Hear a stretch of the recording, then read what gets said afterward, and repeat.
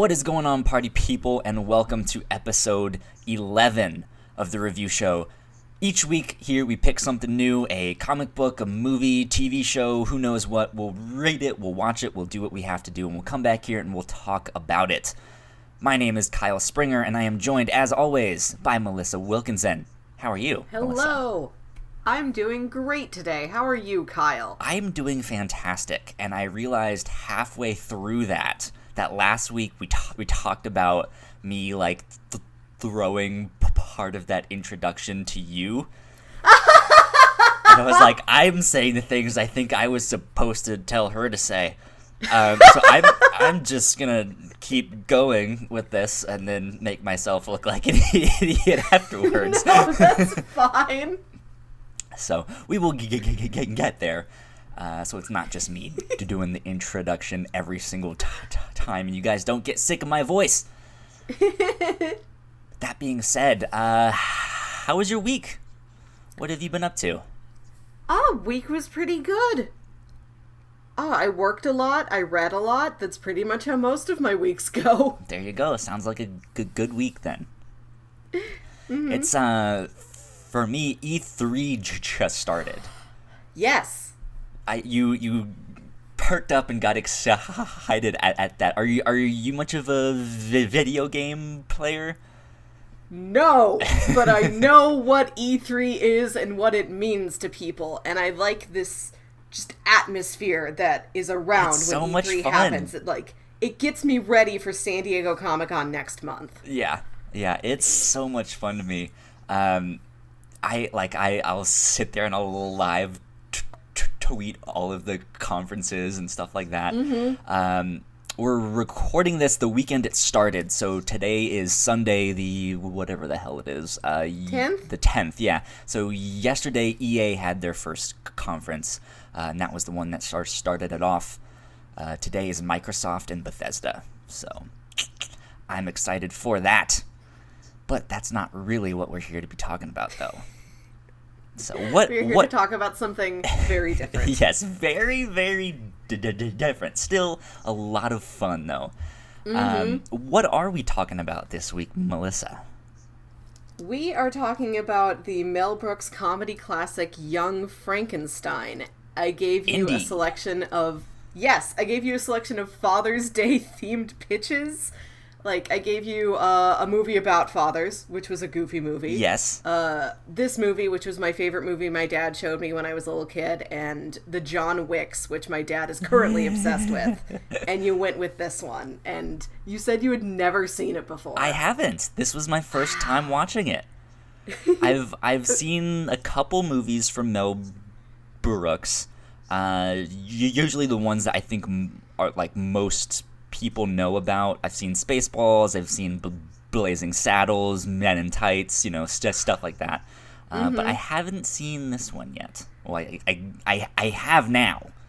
But yeah, first time. I was really excited that I could be the dad to you and show you this fantastic comedy building block. So what did you think about it? I really liked it. It wasn't as funny as I was expecting, but it was very enjoyable, and I think that's kind of what I was hoping for it to be. I know Mel Brooks, his kind of humor. There's a lot of stupid stuff. There's a lot of sexual innuendo, and that stuff is in this. But there weren't as many punchlines to it. It was more a spoof on previous Frankenstein movies and books and stuff like that. So he's just kind of having fun playing around in that. He's not there to actually hey, we're just gonna do punchline after punchline and stuff like that. So I really enjoyed it. I think it's what, an hour and a half ish. It's I think an hour 45. Pretty short. Which nowadays, that's kind of unheard of for movies that it's that short. But yeah, I mean, you can eat dinner or something while watching it and have a good time. Watch it with some friends or family. I think it was made in the 70s, like mid-70s, and it holds up really well. Yeah, and I always forget that the movie is set in the 70s. Like, Gene Wilder is coming from contemporary 1970s, and then he goes over to Transylvania, and it's all archaic. Yeah. It's all, like, late 1800s, and I forgot that wasn't the time period of the entire film. It's kind of cool because, I mean, I haven't seen, like, Spaceballs or Blazing Saddles recently, but I just from what I remember, I always kind of figured Mel Brooks' style of comedy to be very, like, it's not based on pop culture. It's very much based on human interaction and just, like, the misunderstandings that happen there. And so I think it has this very timeless feel. Like, it's still fun to watch this old movie from the 70s, where as something as beloved as Star Wars, like, we can watch the original of that and be like, well, it's a good movie, but it doesn't really hold up to today's standards, if you know what I mean, you know. So, but yeah, it was an interesting and fun watch. Yeah. You mentioned that this was the favorite movie that your dad showed you. This is kind of our Father's Day episode. Yeah. Which is why you pitched this one. Tell me about that. What was the experience like of, like, having him show you this for the first time? I was pretty young. I think I was somewhere between, like, 8 and 11. And we watched it with my younger brother, who is, like, he would have been somewhere between, like, I don't know, 7 to 10, I guess. So we were pretty little kids, and every night while we watched dinner... Oh, this had to have been when we had a DVD player. I think we watched this on DVD. Wow, what ancient technology. I'm trying to remember when we got our first DVD player. It might have been about 2001, 2002 even. I don't know. Anyway, we were pretty little kids, and every night he would show us, like, a half-hour chunk of a movie while we ate dinner. And so slowly over the course of the week, we would absorb an entire movie. He'd be like, okay, kids, it's time for you to see The Three Amigos. Over this week, we were watching The Three Amigos, and you can learn this piece of comedy history. That's awesome. But sometimes, like, on the weekends, he would sit us down and be like, okay, kids, watch this. Which was a really good thing he did. Looking back on my childhood, I'm so glad there were times when Dad was like, you guys have to see this thing. And this was one of those movies, and... Hell yeah. Mm-hmm. Yeah, now, well... Yeah. Now I have quotes from Three Amigos running through my head. Because that was also something that my dad showed me. He's like, oh, you have to watch Three Amigos. So, it was good. Yeah, this was my favorite. This and Little Shop of Horrors. Okay. Gotcha. That's good. So you've how many times have you seen it since then? Oh boy. I've seen it a couple times since then. I watched this 2 years ago when a local theater was doing a production of the stage musical. And so this movie was still, like, fairly fresh in my mind, but I'm like, there's enough in here, I can always revisit it. Okay. And this seems like a cool thing to show Kyle and to talk about. Sounds good to me. Yeah, and I accidentally gave us the second, like, bawdy black and white comedy film we've done in, like, 6 weeks. Yeah. I was like, oh, it's in black and white. I didn't realize it was that old. No, I think this is another one where he did it in black and white on purpose. I mean, it was when did color start to come into films? That's something I have no idea when that happened. Maybe we should use the internet. Dr. Internet, help us out. Let's see. What is the oldest besides... Yeah. Well, there's Wizard of Oz. Yeah. So at least since Wizard of Oz times. I feel like it was different for TV, though. Like, I remember that being something that they showed on TV, and it was colorized and then put on TV. Like the color version first aired on TV, if I'm not mistaken.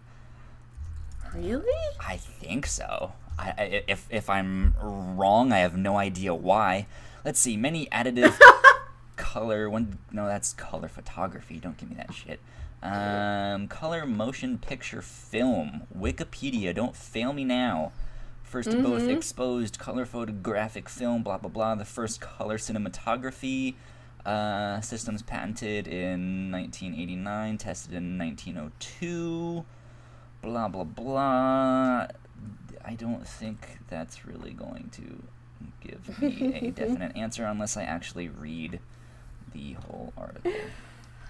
But that's no fun. But yeah, I mean, I like it seemed like, because I feel like some of the other things I've seen from that time period were in color. Like Star Wars wasn't that long after this. Like I feel like color was around, so I'm imagining that this was a choice by Mel Brooks, especially because of the like horror stuff that he's kind of playing off of, and just like those old Dracula and Frankenstein movie, like all of those ones were in black and white. So yeah, it's part of the stylistic pastiche of the entire thing. Pastiche. And something I wrote That's down. A good word. Yeah. And something I wrote down in my notes is that this movie is just pure concentrated trope, like from beginning to end. Yeah. It's like this is the most gothic horror anything can be. This is the most like body vaudeville comedy anything can be, and we're putting them all together. Like everything is the height. Everything has like, it's a black and white movie, but the saturation is turned up 100%. Yeah. Metaphorically speaking. Yep, it certainly is. So I think we're about to dive into this. So if you have not seen the movie yet, Young Frankenstein, go watch that now. Go do that. It is a lot of fun. You mentioned you saw it when you were really young. There is a couple sexual innuendo things in there, but boy howdy, yes. I'm pretty sure a kid that age, it's gonna go over their head, most of it. But yeah, it's a fairly good family friendly film, except for a couple moments. But you can kind of see them coming too. So there you go, no pun intended. But anyways, we are about to dive into that. So go watch it, come back here, and we will dive in. That is your chance. There you go. What did you want to talk about this movie first? Did you have something in mind that you were like, hey, there was this really cool thing that they did here. Let's talk about that. I think this movie stands out in my head as being an important comedy building block when I was a little kid. Okay. Like, I feel like if you give a little kid Young Frankenstein, a bunch of Simpsons episodes, and some Far Side comics, like that's a very good starter set for them understanding the basics of what comedy is. Yeah, and so I'm curious what it is like for somebody just watching this now Far as an Side, adult, where every... like, flashback memories of comics my dad had too. Yes. So what is this like watching this for the first time as an adult when everything you're seeing you have already seen, like nothing here is fresh. Yeah. I don't know, like I mentioned that I think Mel Brooks has a certain style that is like it just I don't know, I think you nailed it when you said this is like pure tropes. Like that's all it is, and he just cranks it up to 11, and I think that's that's kind of why it's so funny. And it's a different type of comedy. It's not the punchline. It's not like, hey, here's a snappy one-liner thing that he does, but he plays on situational comedy a lot, and it is those situations, those types of characters that it like he takes, and he knows how to just distill them down into what they need to be, and it's really funny. Like we open up with Gene Hackman's character. Gene Wilder. Gene Hackman is in this movie. But yeah, Gene Wilder, excuse me, I should know that. And he's a college professor. And he's talking about some like preserving life and stuff like that. And there's this one student who's just like, but didn't your grandfather actually like talk about like raising the dead and reanimating dead tissue? And he's having this kind of crisis of conscience, like with this student of just like, I am not my grandfather. I am Dr. Frankenstein, not Frankenstein, you know. And I think that's the first joke in the movie. Like, I counted, because the movie starts with like the long slow credits and, you know, peering up at this big gothic castle, and you see like the original Dr. Frankenstein in his coffin, like clutching like a book of records or something like that. And it takes 6 minutes in this movie to get to the first joke. First verbal joke. Yes. Yeah, because they're like I guess after the credits, the first scene we do see is Dr. Frankenstein, the original one, in the coffin, and there's the dude like trying to take the book out of his hands, and it won't it won't budge. So he's like, it takes like 2 minutes for him to get this book, you know. But yeah, the first verbal joke, they're like, Dr. Frankenstein, and he's like, Frankenstein. My name is Frankenstein. But I mean, it's stuff like that where he's kind of the scientist who's trying to not be who his grandfather was, who's also a scientist, but they have like opposite viewpoints on what science is or what they should focus on, and down the road that completely changes, you know. And so it's the trope of like the mad scientist. It's the trope of the like, I am not my past, or I am not my father. It's not the sins of the father type of thing.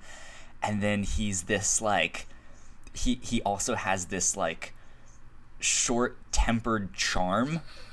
Yes. to him, which is kind of goes along with the mad scientist, but he knows he's genius and super smart, and he's like, I am better than all of you. Look, I am a scientist, okay? And I am doing my own thing. So, it's good. Yeah, he's got so much ego, but I also like how he can so quickly be knocked off guard. Like, when he first meets Igor, he's like, it's pronounced Igor, and he's like, he's just fucking is with it? him. Like, he's very genuinely innocent and puzzled some of the times. Like, he's not always very short-tempered. It's only, like, when he is being challenged. Yeah, I mean, that scene was good, because Igor is completely just fucking with him. Yes. He's like, oh, Igor, good to meet you. Oh, it's Igor. just after he had that whole spiel of, it's Frankenstein. So, yeah, it's, I think as an adult, I guess that was a long-winded way to answer your question. I think as an adult, I think this movie, it still hits still hits. It still makes sense. I think it's still watchable, despite, I think, for maybe younger people, this might be really old to them. But yeah, it amazes me. I guess I'm starting to sound like a broken record now, but it amazes me how well Mel Brooks's comedy still works.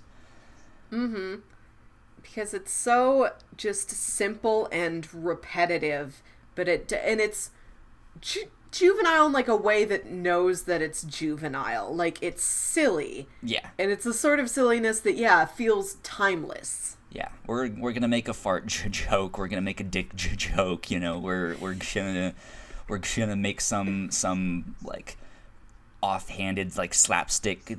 Wasn't your hump on the other side? Like, it keeps switching back and forth. And stuff like that is like why I'm so glad my dad showed this to me, even though I was probably too young to watch it, and my younger brother was definitely too young to watch it. But it hits a kid so well because it is so just simple and silly. Yeah. But then when it gets into the adult realm of stuff, it's not vulgar, it's bawdy, and that's different. And I think this is a really good introduction for like a younger person to more adult realms of comedy, because it's giving it to you in like such a simple package. Like when Dr. Frankenstein is talking about how the creature, to like have all this energy coursing through its body to stand up to all that, has to be like 7 feet tall, and his assistant makes the joke of like, oh, if the creature's that big it has to have like a giant dick, but she uses some like nonsense German term for it. Like, you still get that as a kid. And because it's wrapped up in this silly little package of just nonsense words, and then just Gene Wilder just nodding and saying... They both just like it goes without saying. Stopping and thinking like, it would be, wouldn't it? And like, when like Igor's knocking on the door, and then Dr. Frankenstein says, oh, what knockers? And then the assistant's like, oh, thank you, doctor. Like, it's just a couple steps above Animaniacs. Yeah. So after you've seen Animaniacs and you're ready for something a little bit more advanced, you can watch this. Yeah. And there are some very inappropriate jokes in Animaniacs and like Pinky and the Brain and stuff, which I think Animaniacs at least was directed in part by Steven Spielberg. Yeah, ridiculous. He was the producer of that whole series. Yeah. I mean, as you were saying that, it made me think, like, in comparison to Shakespeare, this is like the complete opposite. Like, Shakespeare, as like filled with sexual innuendo his work was, he was often very sly and sophisticated about it. Like, he would work in all of these like double and triple meanings and stuff like that, whereas this is just like the very baseline, bottom of the barrel, like, we're gonna make a comment about knockers, and the one like woman who's there is like, oh, thank you, it's just like, what? Come on, you guys, like, you couldn't be any more blatant. Like, and it's simple and it's blatant, but it's never lazy. Like, there's so much craftsmanship that went into this movie. Like, I've heard it said before that even if you take all the jokes out, and it's such a great comedy and there's great jokes, but if you take just the Frankenstein aspects of it, it's still a really strong film. Yeah. And it's directed so well and so lovingly towards this gothic horror genre. Yeah. Yeah, I think one of the scenes that kind of surprised me was... when they lock him up in the cell, and they young Dr. Frankenstein goes in the cell with him, And there is some comedy moments. The thing when he first like gets locked in the cell with him, and he's sitting there like I'm gonna go in there and fix him, and I won't stop until he's fixed, And he goes in there, and almost immediately he's like, "Let me out! Oh my God, let me out!" But yeah, like he has this moment where he's like, "Look, like we just need to teach him love.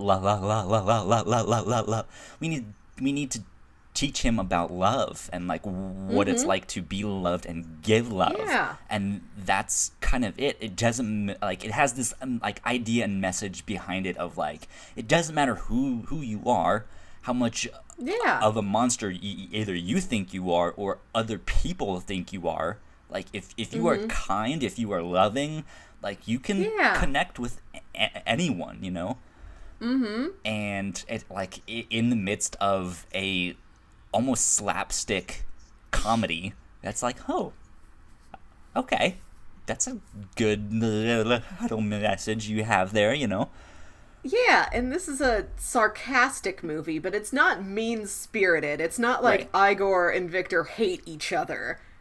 Like, they've just got, like, Igor is just playfully, he's got playful animosity that's just because he's goofing around and having fun. He doesn't hate anyone, and I think that is nice. Yeah. I don't know if Igor actually did hate him. Yeah. Well, you mentioned that there was some kind of animosity there, and I was like, I don't know if it's actually animosity. He's really just there to be like, oh, look at this big scientist guy. I'm just going to thinks he's all that, yeah. Yeah, I'm just going to ruffle his feathers a little bit. Just make fun of him. It's full of gentle ribbing. Yeah, exactly. Because when we first made him, we mentioned the scene where he even fucks with him. He's like, no, it's pronounced Igor. And then there's like he moves the hump from side to from side to side in different scenes, and it sounds like it's made of wood and it's hollow, but we don't ever really find out what it is. And there's a joke like that in Robin Hood Men in Tights where the evil count or the evil prince or whoever it is has like a mole on his face, and every time you see him the mole has moved to another part of his face. And finally someone calls him out on it, like, your mole was in a different place, right? And he just stares at the guy and he's like, I have a mole? Yeah, like, what do you mean? Like, these are both and I like that it's the same joke, but Mel Brooks did like the just blindsided, completely innocent version of it in this movie, and then the real sly, like, I don't know what you're talking about version of it in this movie. Yeah. Like, it's the simplest premise, but he found different things to do with it. Yeah. Because like I really liked Igor as a character. I think he was the one that was just there to kind of witness it all and have fun. Yeah. Whereas, he's supposed to kind of be the caretaker and the servant kind of thing. But again, he mentions, he was like, my great grandfather was the servant to your great grandfather, so I'm not really supposed to like you, But then, like, when he's like flipping the switches while they're all downstairs, he's like singing and dancing to himself and stuff like that. He's just having a good time, And I think he's probably, to me, one of the more fun characters to watch in this film. What about you? Did you have a favorite character that you thought stole the screen when they were on there? Madeline Kahn is a legend for a very good reason, and she's not in this movie very often. She's Victor's fiance. I forget her actual name because I just call her Madeline Kahn the whole time. Okay. She doesn't have a lot of screen time, but she's such an electric force every time she's there.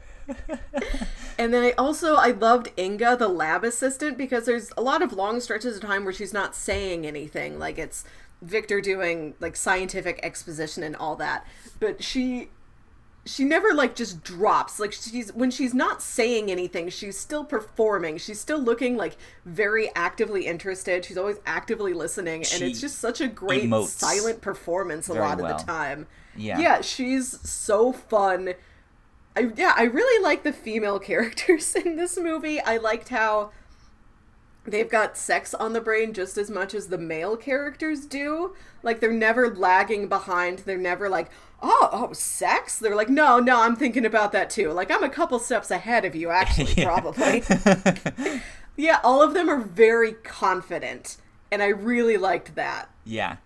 They were both a lot of fun to watch, because I think after we get the whole, like, I'm a mad scientist thing, I'm not my grandfather, he gets this, like, notification of the will that you're gonna have to go to Transylvania. But while they're at the train station, they have that, like, detective noir kind of, like, Casablanca love scene where he's trying to kiss her or like hug her or like show his affection, but she's like, oh no, not on the lips. I just put lipstick on and I have a party to go to and I don't want to get it smeared. And then he's like trying to hug her and he's like, the coat is like very sensitive and can wrinkle, you know. And then he wants to like hold her hand. He goes, oh, my nails, you know, don't touch my nails. Yes. And she just, like, that to me, I think, was the first joke in there that struck as really, really modern. Like, having, and this is not to, like, belittle women or anything like that, but having that type of comedy where it's a woman who's all about her looks and her, like, her vanity, right? It like that's kind of something I expect to see today, like in a bad comedy that I probably wouldn't go watch, right? And so to see that in a movie this old is like, wow, like that kind of comedy was around back then, and it was just like, whoa, what? I like they're just like me. Well, who are these people? Yeah. And I love how it's just a comedy of bad timing. Like, she's got that party to go to that night, and she's already all dressed up for the party, and this is this blockade to what would otherwise be, like, a big romantic love scene. She's like, no, I cannot be touched. Yeah. And at the end, they just, like, tap their elbows against each other. Which is really funny, because that's exactly what I do when I have, like, food on my fingers or something, and someone wants like a high five. I'm like, I guess I can't really touch with my hands. Bump elbows, you know. So like, and go ahead. And I also love the bit where she's like, they're very sincere with each other. She's not trying to brush him off.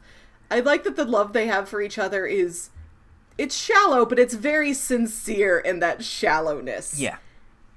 And, like, they really like each other, and they really wish the best for each other, and when they have broken up at the end of the movie, it's not a big deal. They're like, okay, I understand you found something better. So did I. Best of luck out there. Yeah. I like how amicable they are with each other, and I love the bit where she's like, you're amazing. You have had something I've always wanted to tell you. Finally I have the words to, like, express my love, and she looks at him, and she just says, you got it, mister.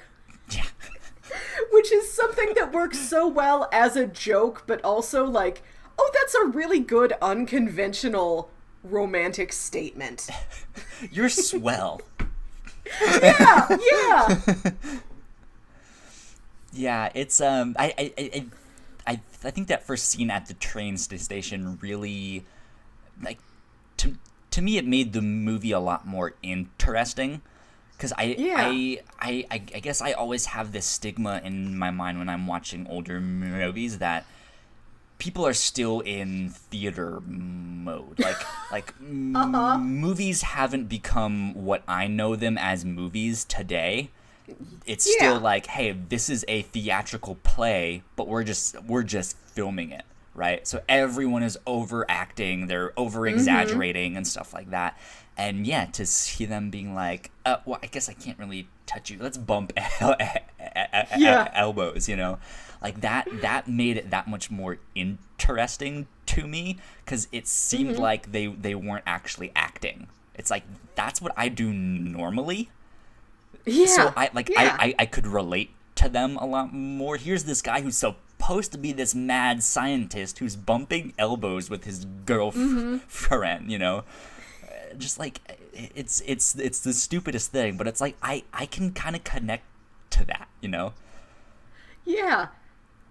And there's just so many incredible performances in this movie. Like, everyone's really at the top of their game, and just Gene Wilder going between screaming and just like this sort of polite befuddlement, like, no, I don't pronounce my name Froderick. Like, just the spectrum of everything he's doing. Oh. His performance did throw me off every now and again when he did go into his like scientific monologues, and it was just him like yelling and stuff like that. Because I guess, to go off of what I just said, that seemed more like the theatrical, I'm performing to an audience who's watching me, and the person in the back might not be able to hear me if I don't speak up.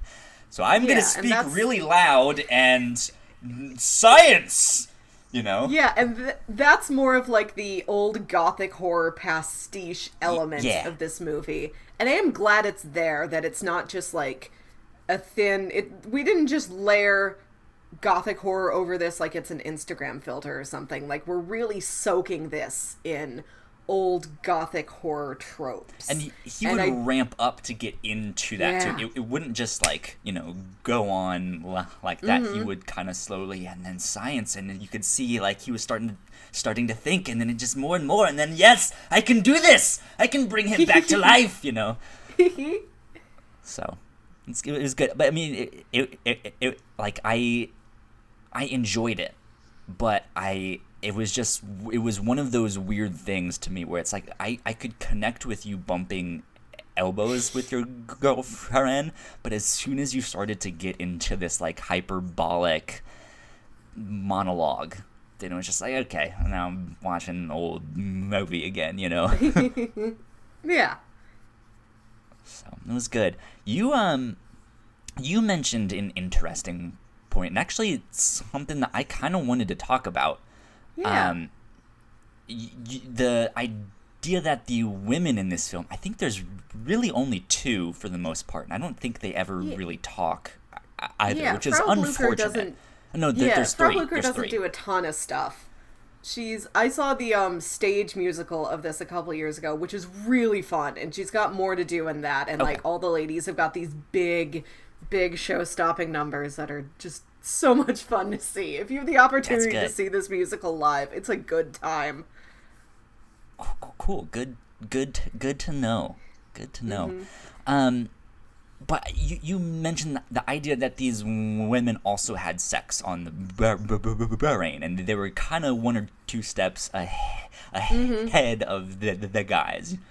How did you feel about that? Because like I think, knowing Mel Brooks' type of comedy, I was expecting some kind of innuendo. We mentioned that it's still kind of baseline, like it's not very sophisticated sexual humor. But then, like we do get a scene when the Frankenstein monster basically rapes the one girl. That's rough, and like I can kind of see an aspect of it where like she's a big flirt, and that's something that comes up a little bit more in the stage play, that she's like a big flirt about stuff, but she plays sort of hard to get, or like she plays like she's a good girl for the sake of her like rich girl reputation. And so there's an element of, yes, I'll sleep with you, but okay, don't act like it's that easy, like I've got a reputation to uphold. But yeah, it doesn't, you can kind of see it, but it doesn't really come through. Yeah, that's a rough spot. Well, I think it might even just be like today, and like what kind of comedy and what's acceptable today, right? Yeah. Where it's like something like that scene probably wouldn't go over so well, but even then, like, they're making jokes, and she, like, I mean, I guess I can't really speak for her, but she basically sees his dick and is like, well, you know what, let's do this. Because like they make the joke. It's like, oh well, he must have a really big dick, you know, earlier on, and then there's this scene where he basically whips it out, and I mean, you can't see it, but you can see her face just being like, oh god, like don't hurt me, oh hello, like how are you? It's a weird scene. But I do like the general tone of these women in this movie being just real up for stuff. Just real enthusiastic and aware of their sexuality and very confident in it. And I like that. Yeah. But so with that one kind of rapey scene, like, how did that make you feel watching it, if I can ask that? Like, I'd forgotten that part from when I was a little kid. Like, I remember the very end of it when, like, he boinks her and then she starts singing opera. Yeah, which that happened on multiple occasions too. Like, all the women sang. Yeah. Like, I mean, that hasn't happened in my experience, but you know what I mean? Yeah. Yeah, I only remembered the punchline. I didn't remember the setup. And I'm like, oh, that's a rough setup to get to. What I think is a decent punchline. Yeah. It's like, oh, I think that's like the one spot in this movie where it really shows its age. Like, oh, you should not have done that. It's not like, oh, I'm uncomfortable. It's just like, oh, darn. This makes it, like, a little bit tougher for me to, like, show this movie to other people. Like, it's great. There's this one part for, like, 30 seconds, but the rest of it's great. Yeah, you can kind of fast forward it and just be like, well, they fuck, and then moving on. We'll essentially say that. Yeah. So, yeah, it's a really strange scene. Mm-hmm. I don't know, like I guess. Whoops, I might have had some technical difficulty here on my end. Hold on a sec. Let me see, monitor on. Okay, I'm gonna keep talking. Yeah, it's a strange scene. Like, I think in the back of my mind, I'm also, like, it's because my mind is in the gutter most of the time. I'm like, wouldn't it hurt if it was that big? Yeah. Come on, guys. Yeah. Like, you know, like, it's just like this. Like, I can understand wanting to make a joke, but at the same time, guys, let's be real here. Come on. Like, that wouldn't be fun. Mm-hmm. So it's an awkward scene, but I don't know. Like you said, I think the punchline, just the idea that they just like start singing and it's this like blissful, euphoric thing. Like, that's an interesting way to portray that, and it's kind of funny.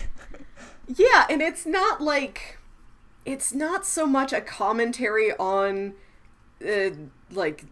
it's not like a battle of the sexes thing. It's not like a big dick can solve all of your problems, ladies, sort of thing. It's not about general men and women interactions. It's really just about Frankenstein. Like, have you really sat down and thought about Frankenstein and thought about how giant he is and thought about how giant all the parts of him are? Like, it's such a specific joke.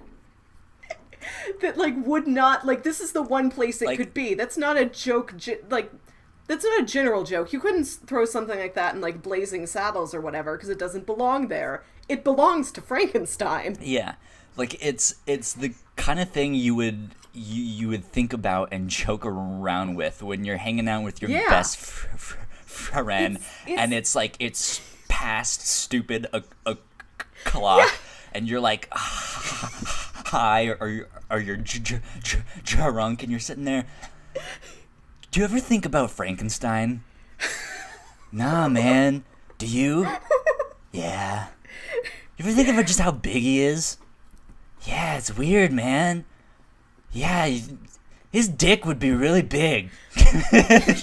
What it is, I've just figured this out. What it is the Man of Steel, Woman of Tissue thing, where I know this is referenced in Clerks, and I don't know if Kevin Smith himself actually wrote it or not, but the idea that if Superman is so powerful, he must ejaculate at a rate that Lois Lane's body could not take.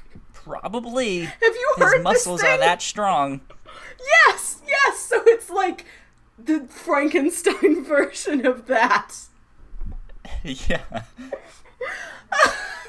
Yep. Like how I picked this, I'm like, oh, I'm gonna pick this movie my dad showed me when I was a kid, and I told my brothers, like, oh, you know that great movie Dad showed us when we were Thanks, kids? Dad. I'm talking about this, and I'm like, here's a very dick-centric episode. Yeah. Inspired by my family. No, funny stuff. Like, but this is I think exactly what Mel Brooks would want out of the discussion of his movies. Like, this is what he would be about. Yeah. Like, yes, this is it. Keep talking. Keep going. Tell me more about Superman. Got a point. You've got a good point.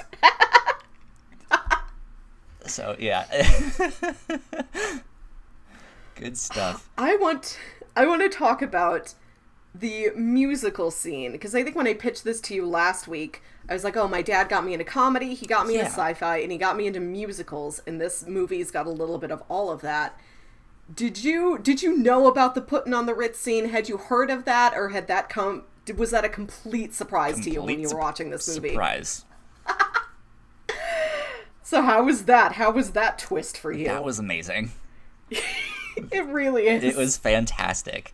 Because he's doing his mad scientist thing, like, walk forward, walk backward. You have seen him do the compulsory, this and that. But now we must enter quietly into genius. And the lights go out, and then they come back on, and they're both in top hats and tuxedos. And they start singing and dancing. It's great. I'm just like, this is amazing. I will say in a kind of similar aspect, how did you feel? Because like I mean, I don't even know if this is like politically correct to say, not that our politics are correct, but like, to me, like, Frankenstein is this monster, right? He's this thing that no one understands, and I think seeing him kind of talk or try to sing in that aspect, for some reason, really reminded me of someone who was autistic or couldn't speak, or just someone who's not I don't even know, like maybe someone who's mentally handicapped. Yeah. I don't know if that's the best way to put it, but I like, as funny as that scene is, it kind of had that same aspect of that, like, almost rapey scene. It's like, well, he's kind of raping her, but she's also kind of into it. Like, she changes her mind. It's like, okay, you know what? Actually, let's do this. And this scene is kind of the same thing, where it's like, it's a funny gag where he's having this monster, sing and dance, but at the same time, it's kind of this awkward, like, he's kind of making this, this person sing and dance, and you can tell it's really awkward for him, and he's just, and the I don't know. Frankenstein voice does unfortunately kind of sound like a bad joke impersonation really of does. somebody with a disability speaking, but then also, like, I don't know what else a Frankenstein would sound like. I think that's just how a Frankenstein sounds. Yeah, I mean, like, I definitely don't think that that's what he was going for. Like, right? Like, I don't think he's trying to comment on people with some kind of disability or handicap or something like that. but I again, it might just be today, like today's kind of political climate, Yeah. and just like that. Yeah, it is. Probably wouldn't go over so well, but I understand it, and I understand the comedy behind it. Like, it's actually really funny, but at the same time, I also have this other thought in my mind too. Yeah, like I think it was innocently made, but like it nowadays it just reminds you of too many other things that were not innocently made. Yeah, which is kind of unfortunate, you know. Yeah. So, I don't know. It's good though. It reminded me. I think it was also in Spaceballs when they make fun of Alien when they're at when Han Solo or the guy who's supposed to be Lone Star, he's at the diner, and the guy next to him is starting to have the like heart attack from aliens, and the little monster pops out, and he's like, "Hello, my baby. Hello, my darling. Hello, my ragtime gal." He goes full Michigan J. Frog. Yes. Yeah, it's great, and it's just it might have been another instance of that same thing where Mel Brooks is, let's have this kind of almost like horrific, surreal moment end in song and dance, and that's the gag, and it's just a different situation. And this is the guy who made The Producers, which is a story about that confluence between like big show-stopping musical numbers and very dark, uncomfortable things. Like the musical within a musical is called Springtime for Hitler. Which, I mean, is in a weird way, I think comedy can kind of broach those topics, and obviously here is us, like, we're sitting here talking about it, and I think that's what good art does. Whether you like it or not, or you agree with it or not, if it can spark conversation, like, it's done its purpose, right? And I think the idea of, like, even court jesters having to be the bearer of bad news to the king, because they could make it funny. Like, there's this idea of, like, you can kind of pair comedy and topics that are real touchy, and and sometimes it'll work, sometimes it won't, sometimes it's kind of in between, where it's like, I see what you were going for, but it didn't really land exactly like I think you wanted it to, you know, or something like where, well, maybe today it doesn't really hold up. But I think that's an interesting kind of place of discussion of where stuff like that can fall. So, I mean, are you big into comedy, like stand-up stuff, or is that I'm not big into it, but I listen to a number of podcasters who are into it, and so they'll always talk about it and stuff like that.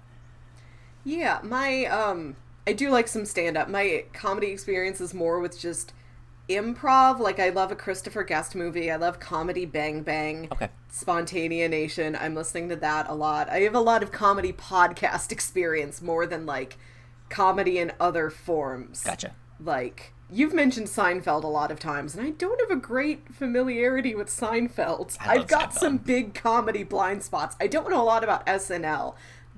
I either don't know something or I really know something. Yeah. That's how it works these days, most of the time. Yeah, so I mean, I enjoyed that scene for the most part, but I guess it's one of those things, like digging a little deeper, might not be the best of scenes nowadays. To add that I think it plays there. well as, like, it's so wonderfully executed. Like, it's a very well done scene. The way it's choreographed, just, like, the full heart and believability that Gene Wilder and Peter Boyle put into that musical number. And the fact that it comes out of nowhere. Yep. I think it's, there's some parts of it that, like, oh, like the world has advanced around this scene, and this scene is like a weird little bug trapped in amber, and you can make a dinosaur out of it, a big scary dinosaur. Or you could just look at it like, boy, what a beautiful bug trapped in amber. Yeah. Yeah. Exactly. Did you have any other, like, favorite scenes or favorite moments in the film, or, like, favorite gags? I love when they find the book that the senior Frankenstein has written, and it's just called How I Did It, because that is such a, like, Simpsons joke before there was Simpsons.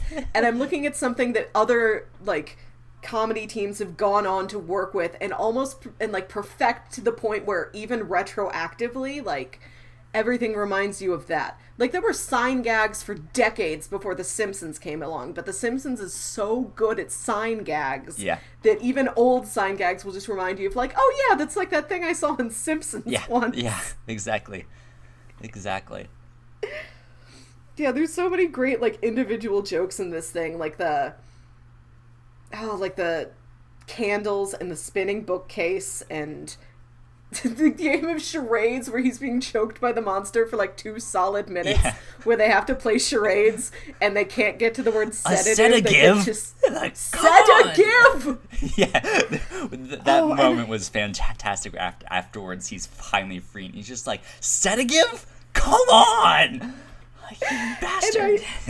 And I love the joke, like the very beginning of the movie where Gene Wilder is yelling at his science class, and he's talking about how, like, the human, like, the spinal, like, the brainstem, like, holds the whole body together. Like, yes, you have a heart, yes, you have lungs, you have all of that. Nothing stands up to the power of the brain. And he says something like, if we didn't have our brains, like, pumping electricity through our body, we would collapse like a bunch of broccoli.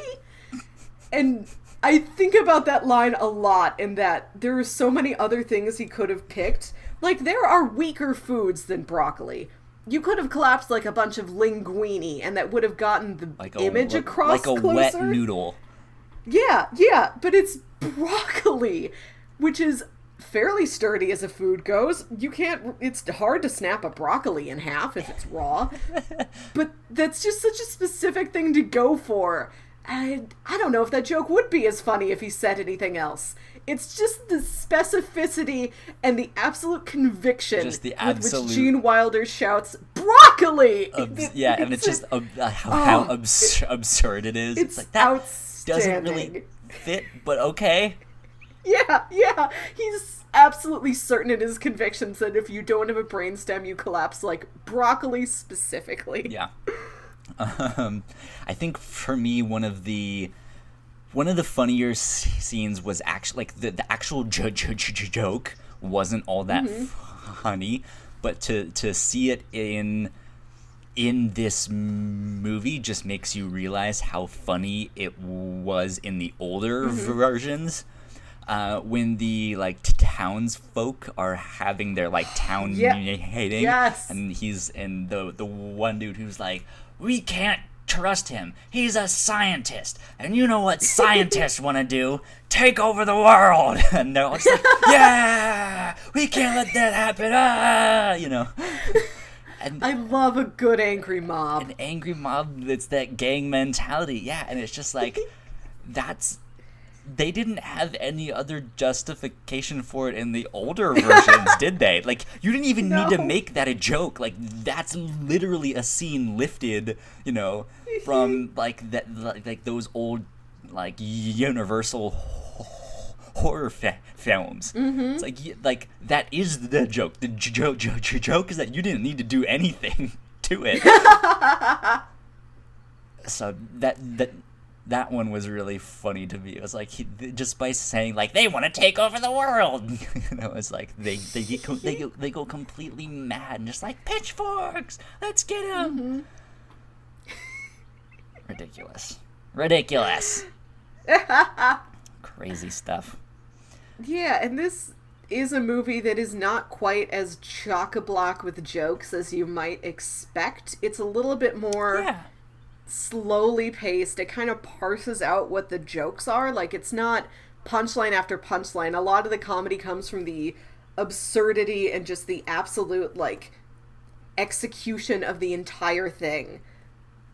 And it's not, you're not constantly laughing, but this movie has just an overall atmosphere of being really funny because it's just so competent. Exactly. And I think that's kind of what I mentioned at the start. Like, I was expecting this more like punchline after punchline kind of thing. And yeah, it's a lot more paced out than it actually is. Which is nice. I think that makes it a lot more enjoyable, and you don't get stuck on, okay, what's the next punchline going to be? Like, you're actually invested in what's happening here. So that's good. That's good. I enjoyed it very much. Do you have any final things to say about Young Frankenstein by Mel Brooks? Yeah, it kind of shows its age in a couple little parts that we talked about, but overall I think it's got a great timeless quality to it. Yeah. I'm really glad I saw it when I saw it. Like, if you have a precocious, mature, young adult, and you want to kind of give them a decent introduction into more adult realms of humor that you would like to show them, try this. Like I said, I think it is a really good comedy building block, and I'm glad I had that when I was a kid. Yeah.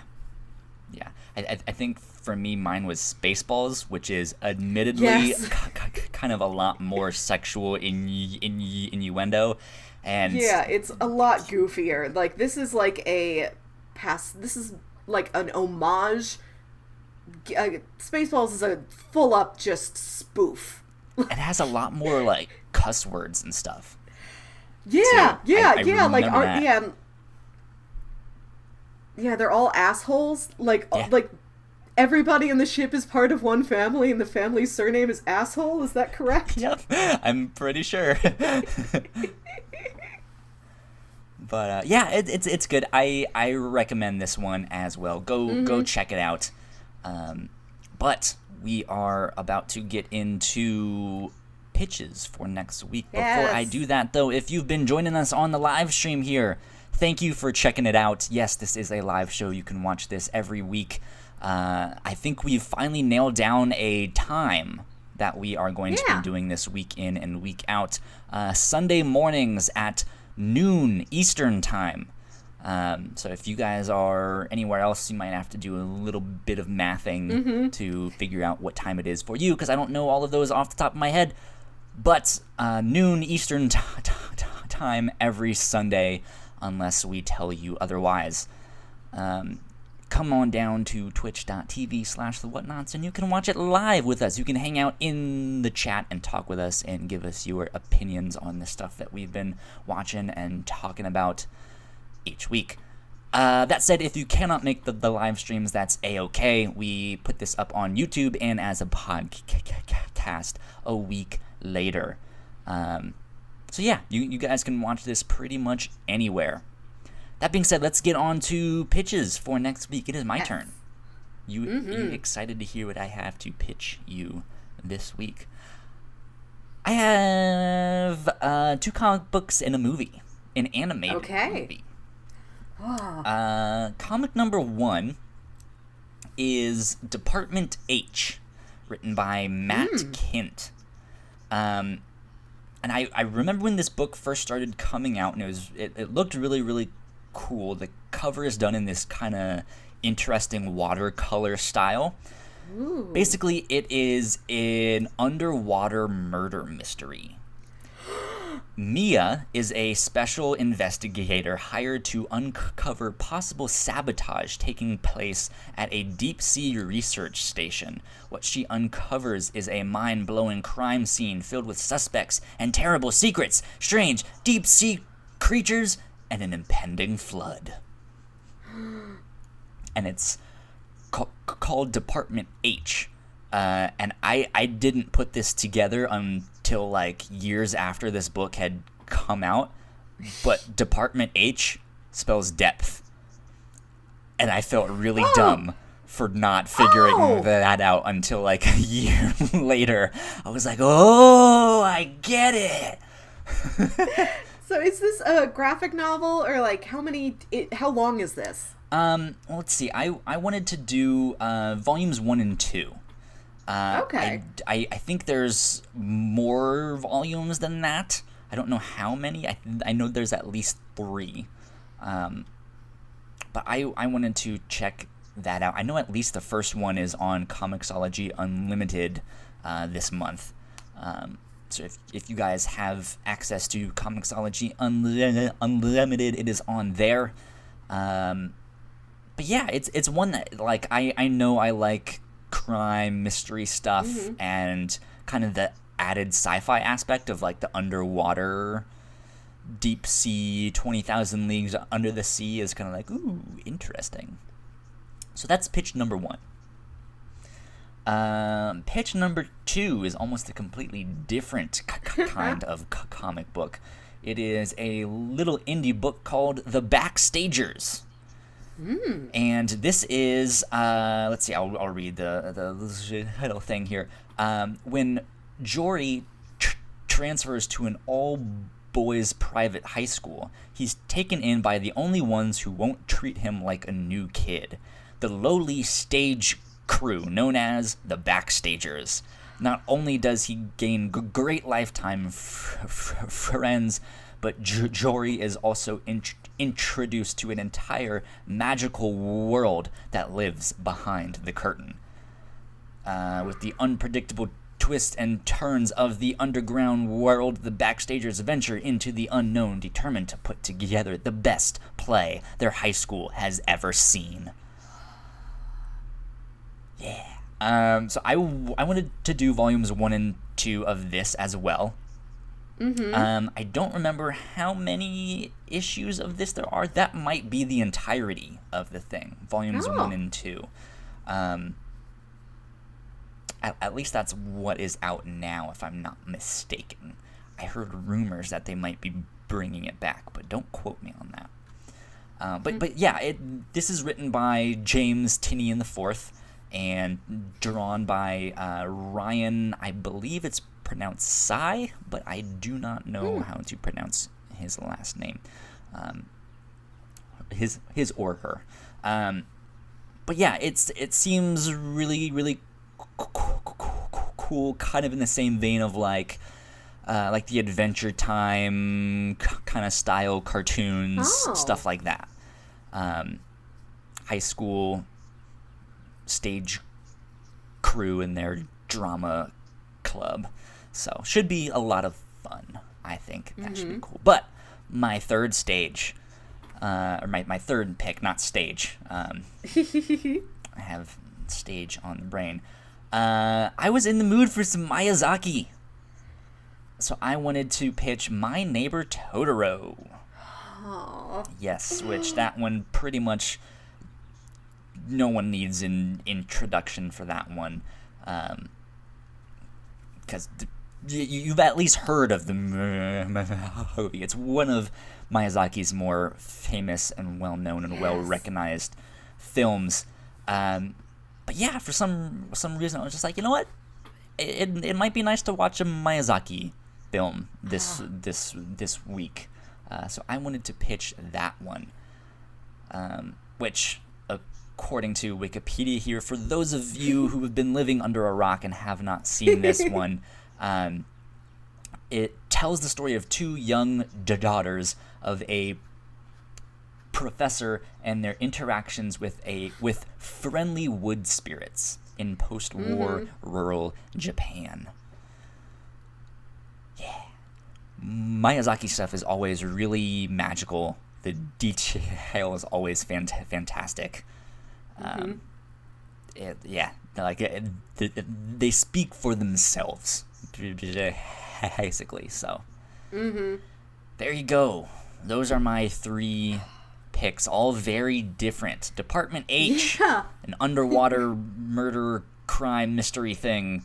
Backstagers, kind of cartoony, all about friendship, magical adventure with the backstage crew at the high school drama club, and then My Neighbor Totoro, little girls and wood nymphs and spirits and all sorts of stuff. What are you in the mood for, Melissa? Your list just got progressively more innocent. My Neighbor Totoro is great. I've seen it before. I really love it. The Backstagers is tempting because I do love high school theater. I never did it myself, but I had friends that did it, and I went to every high school play, and I was fascinated by the entire culture. Uh-huh. But I'm hankering for a crime. Like, after you pitched Strangers in Paradise to me, like, telling me there was crime in it, and I was not disappointed, but when I read it, I'm like, oh, there's less mystery in this than I thought there might be. So I still have that deep mystery hankering, so I want to go with Department H. There you That go. sounds really cool. Sounds good to me. Department H.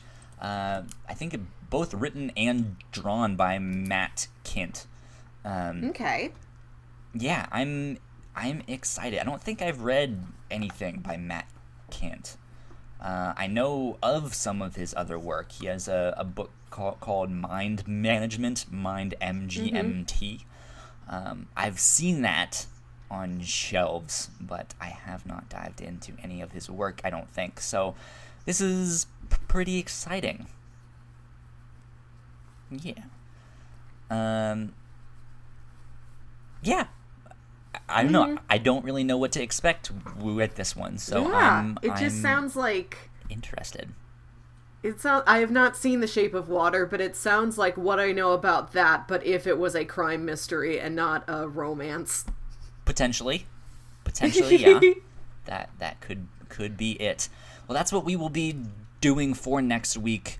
Join us, read along. Again, if you have Comixology Unlimited, I believe the first volume of that is up on Comixology Unlimited for you to read. I don't know if the second volume is up there, but that's what we will be doing, the first and second volume of that. So yeah, join us next week. Thank you guys for joining us and listening in.